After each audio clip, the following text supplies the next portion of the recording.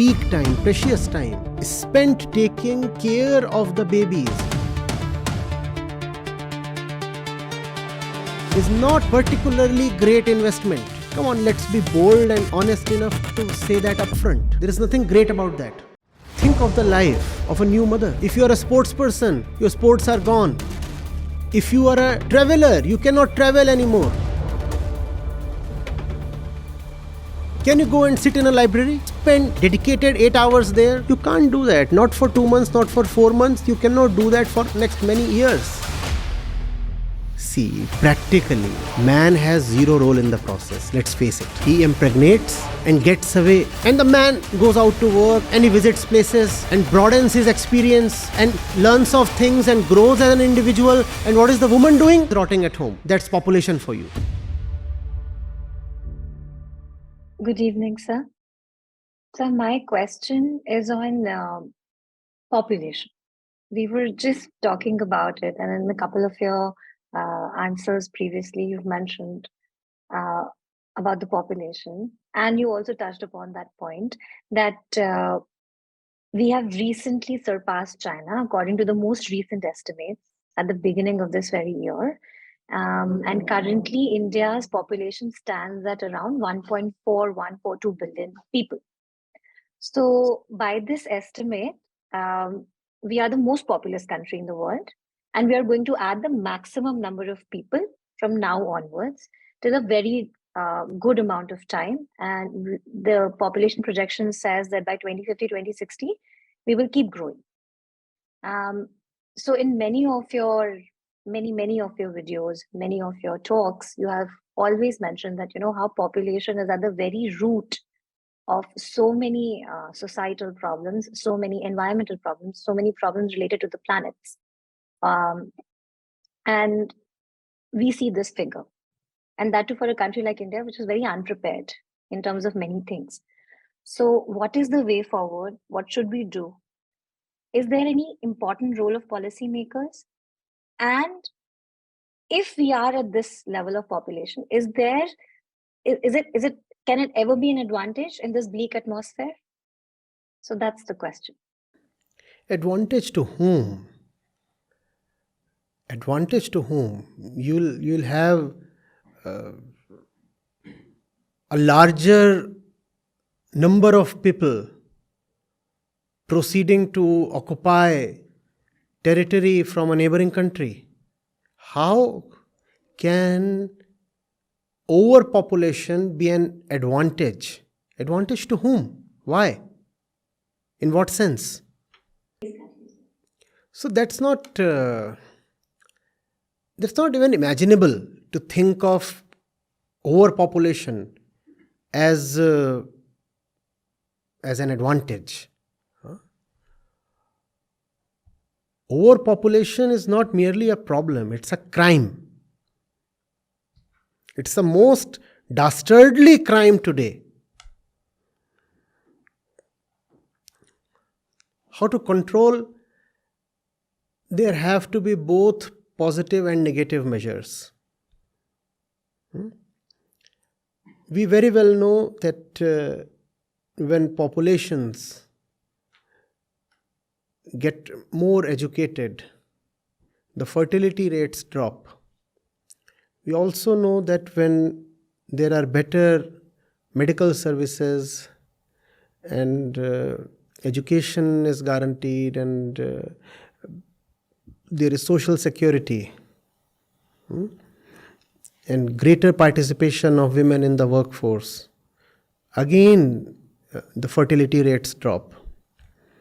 And all these are great things to have, irrespective of their effect on the fertility rates. Right? We want people to be educated, even if that does not decrease the fertility rate. We want women to be empowered and to be financially independent, even if that does not decrease the fertility rate. So all these are virtuous goals that come with the added benefit that they have a sobering effect on the fertility rate. So these are the positive measures we must take.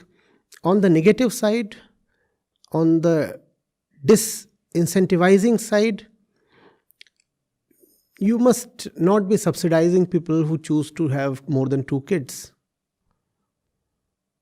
The government must say, on one hand, I am ensuring that the 2 kids that you have will have great health and great education, and I stand as the underwriter. We'll provide schools and we'll provide hospitals. So once we have done that, we do not want you to have a 3rd kid. And if you have a 3rd kid, then we stop all the subsidies. Or at least reduce the subsidies.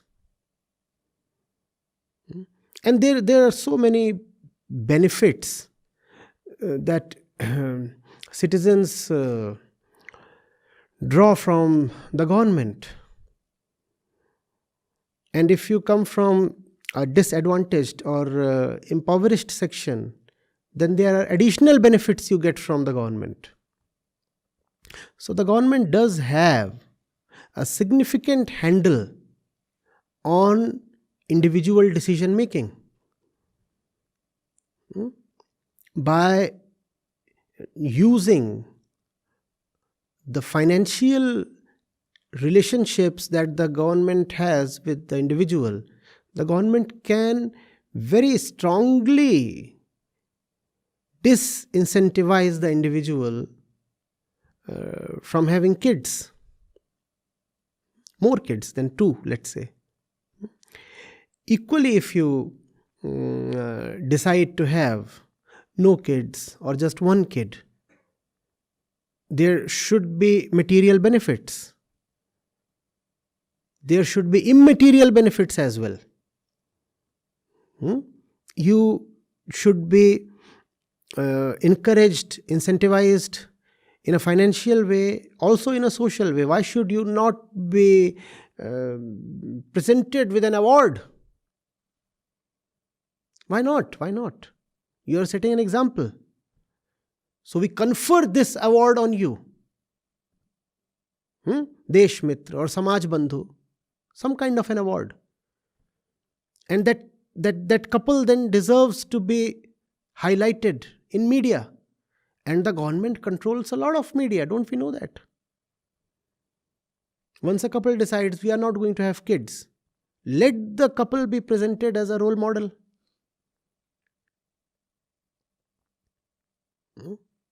So there is a lot that can be done. And you do not need to take draconian measures like at the time of emergency. You do not need to forcefully sterilize people. That's not even needed. There are so many other ways you can both incentivize and de-incentivize people. But for this to happen, you need a government that can make this happen. And for that to happen, you need a people that can vote that kind of government to power.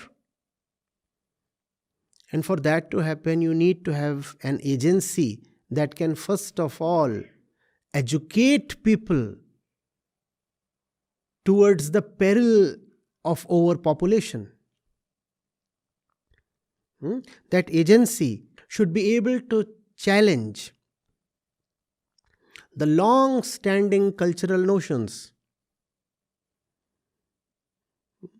If a woman does not procreate, her life is wasted. The purpose of life is to have a full nest. And a full nest is defined by the abundance of kids in it.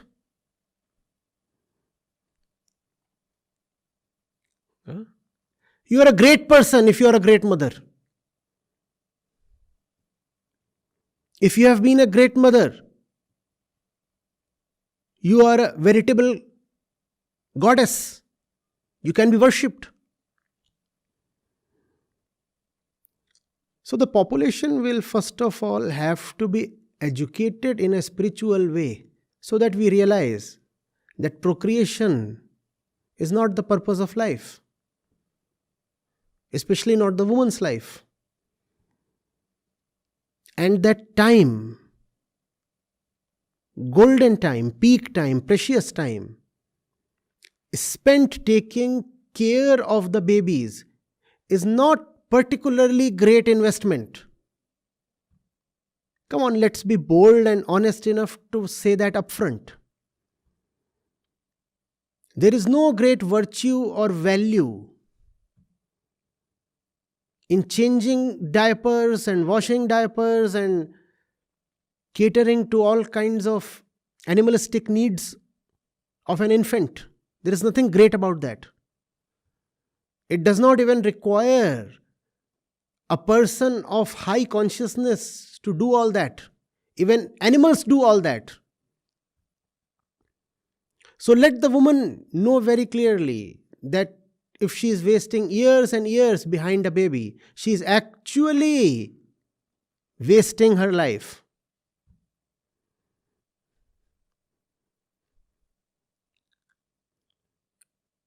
And she has been conditioned to very coolly say, now there is the baby. So how can I continue working? 6 or 7 months before childbirth, some of them take leaves. And then they don't return to the workplace for the next 4 or 5 years. Sometimes even 10 years. Sometimes they never return at all. They need to be very clearly told, without mincing words, even if it hurts and offends, that they are wasting their life. The patriarchal society has placed such a great value on motherhood that women do not feel bothered at all, harmed at all, or ashamed at all,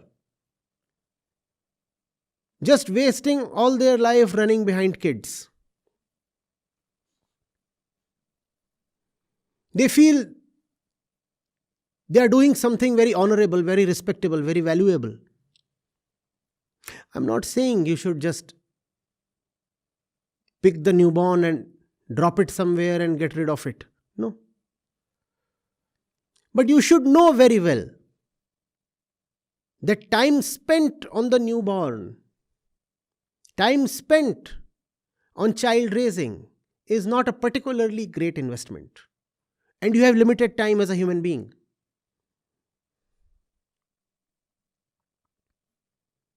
So even if your biology and your physical tendencies demand that you must have a kid, please keep the number of kids to a minimum so that the wastage is minimized.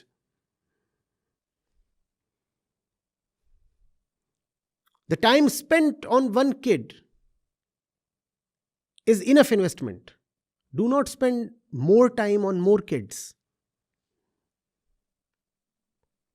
What are you doing all the time? Think of the life of a new mother.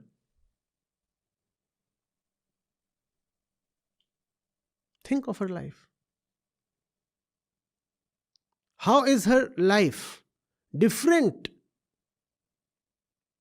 from the life of any other female mammal that has newly given birth? Think of a buffalo or a goat.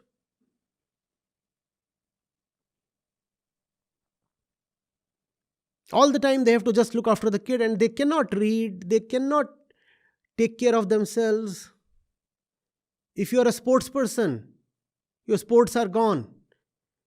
If you are a traveler, you cannot travel anymore. You cannot even visit the cinema halls. You cannot go shopping. You cannot even sleep with abandon.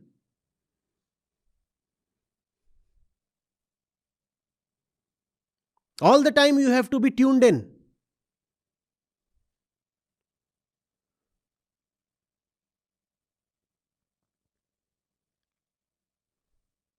Can you go and sit in a library and spend dedicated 8 hours there? You can't do that. Not for 2 months, not for 4 months. You cannot do that for next many years.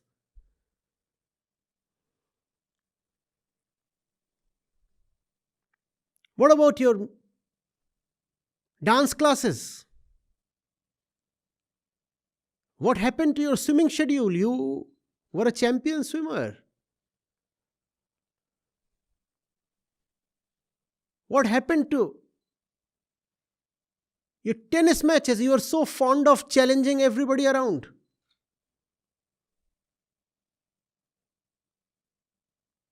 And you had a great volley and a great backhand. What happened to all that?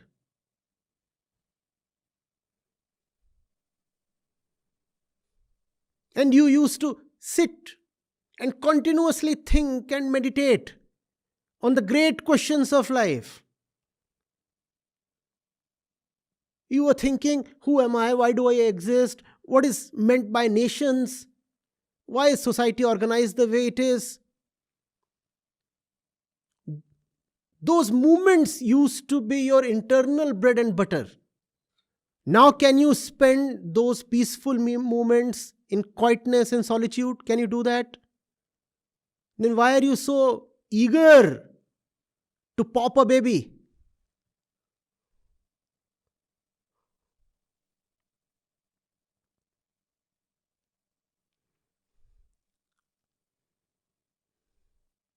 The baby is the master, the mother is the servant.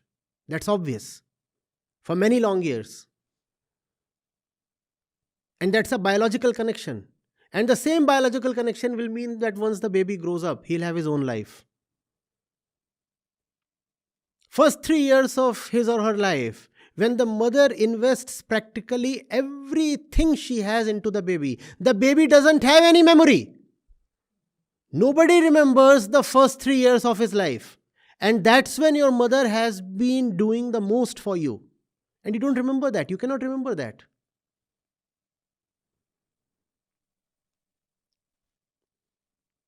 The baby is now 8 or 10 and he is already building a separate universe of his own. Does it not happen? He is already hiding things from the mother. And the mother sacrificed herself totally for the baby. Why is the mother so stupid? The mother is a human being, first of all, right? The gender comes later. First of all, you are a human consciousness. You are not born to raise kids. You are born to get liberated.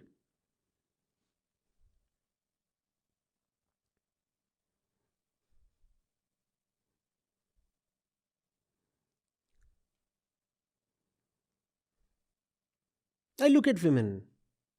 On one hand, I feel bad, I feel empathetic. On the other hand, I feel furiously angry. You are responsible for your own wretched state. Don't you know what you are doing? You are hurting yourself all the time. You are allowing yourself to get exploited. Why do you do this to yourself?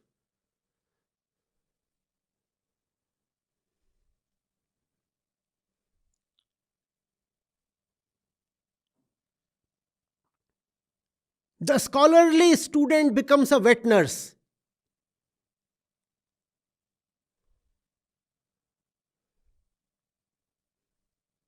And the baby is shitting all the time, urinating all the time. Was that supposed to be your destiny? Urine and stools?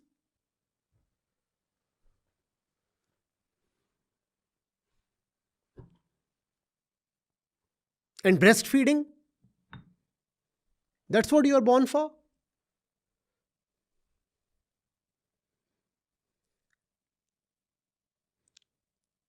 Women's emancipation has to be the thing that drives population control.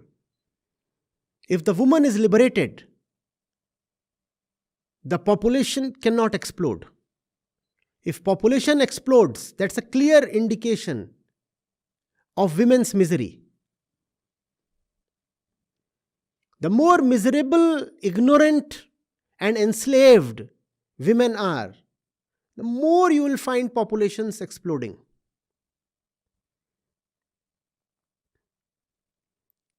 See, practically, man has zero role in the process. Let's face it. He impregnates and gets away paying a very small price. In fact, in some sense, his own beastly tendencies get satiated. Now the woman is confined to the house. So she has been now domesticated like a pet mammal. Now she becomes even more easier to control.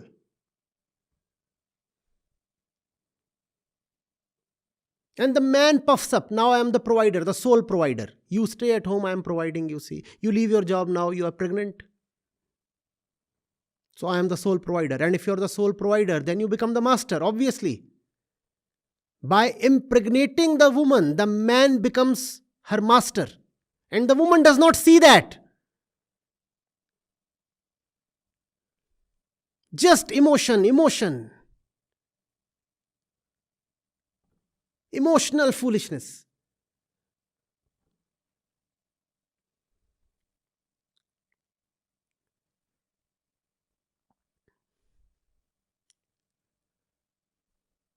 And the man goes out to work and he visits places and broadens his experience and learns of things and grows as an individual. And what is the woman doing? Cleaning shit and breastfeeding and preparing bottles and rushing to doctors.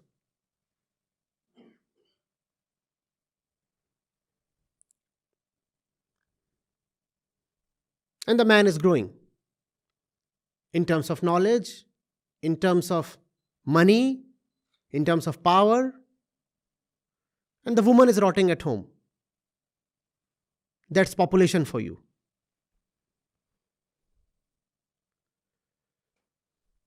And on top of that, the man will say, you see, look at how magnanimous I am.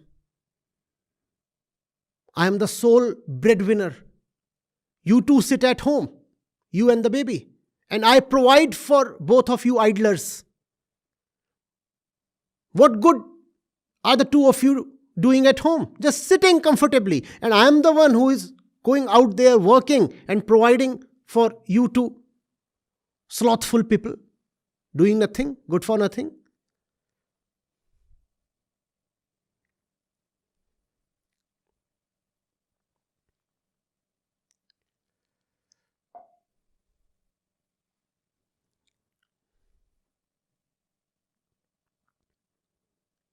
But she has her moments of bliss. She looks at the baby and forgets her trauma. She says, see, can there be a higher bliss than the smiling face of my little one? Yes, ma'am.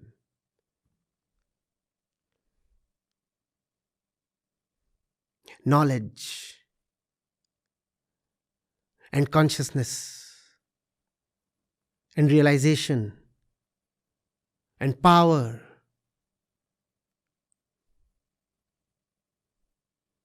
These are much, much higher joys than the smiling face of your baby.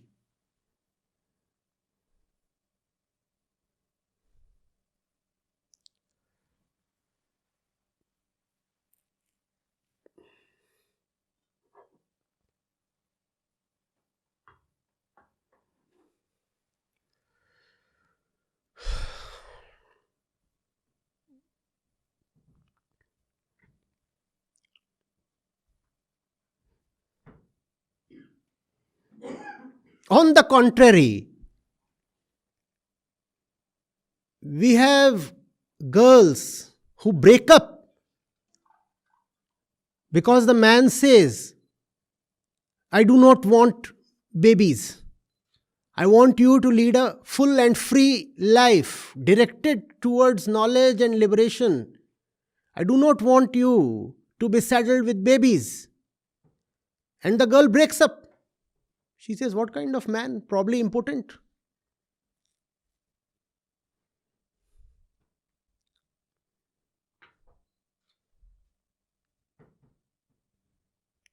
Six weeks into the relationship, and she starts clamoring for marriage. 6 weeks into the marriage, she starts clamoring for.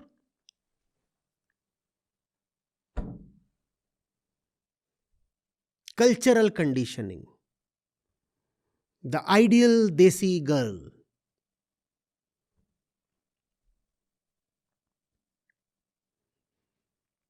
And there would be so many who would actually be celebrating that we are ahead of China now.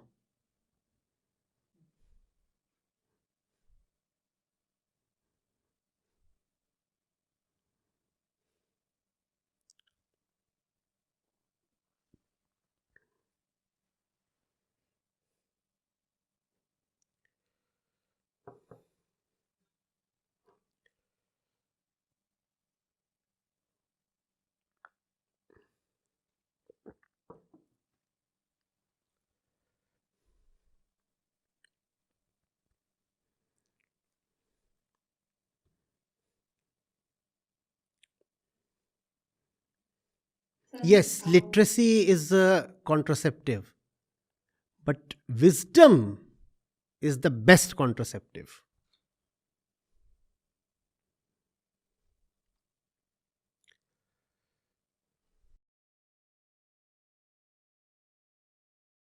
Hmm.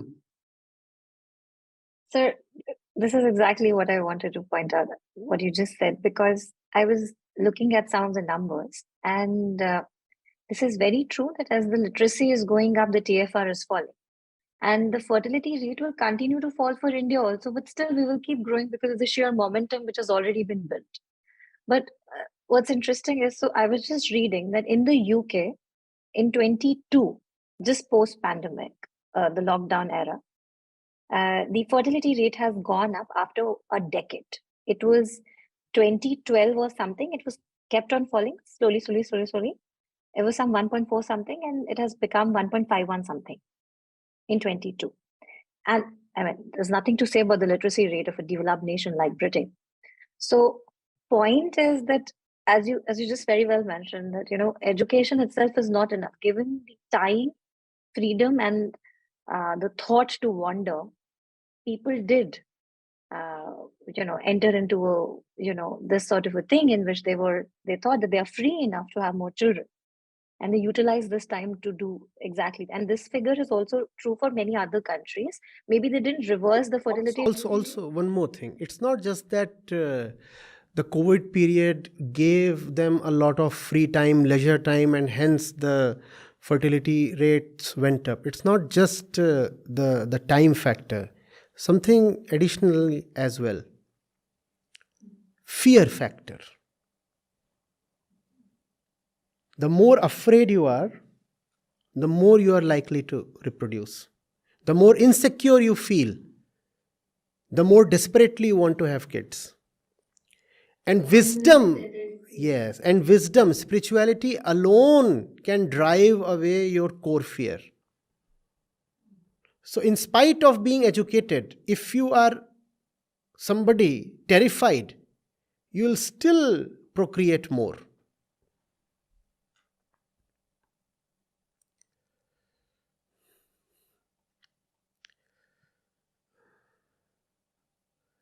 I could speak endlessly for hours.